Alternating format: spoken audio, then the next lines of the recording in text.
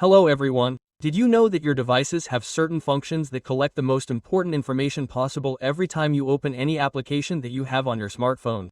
And the worst thing is that this information is sent somewhere, and you don't even suspect it.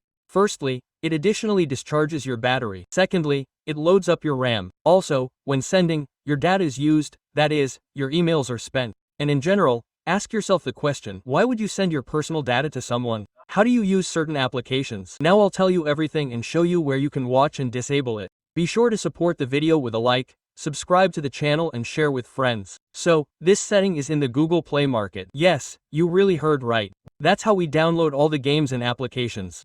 And look, we went here, then click on our account. Next, we click on the usual standard settings.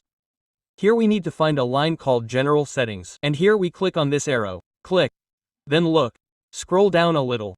And look, we find this setting, which in 99% of cases will be enabled in absolutely all cases. This is optimization of the application installation. It says here that we send Google information about which parts of the application we interact with in order to supposedly speed up the installation and launch for all Google users. If we click here on more details, it says here that the initial information is collected the very first time you enter the application. That is, what kind of information is this?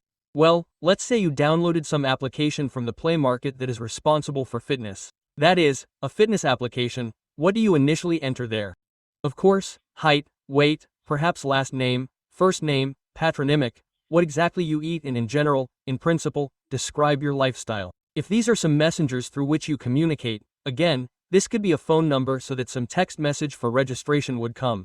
Also, if you use mail, again, this is your account, this is your email. You also enter passwords. If these are some banking applications, again, this is a phone number and some personal data that relate to documents. In general, it all depends on the specific application that you use. And in general, ask yourself the question, why would you send such information to someone? In general, I personally turn this off and I feel much safer and do not worry about my personal data.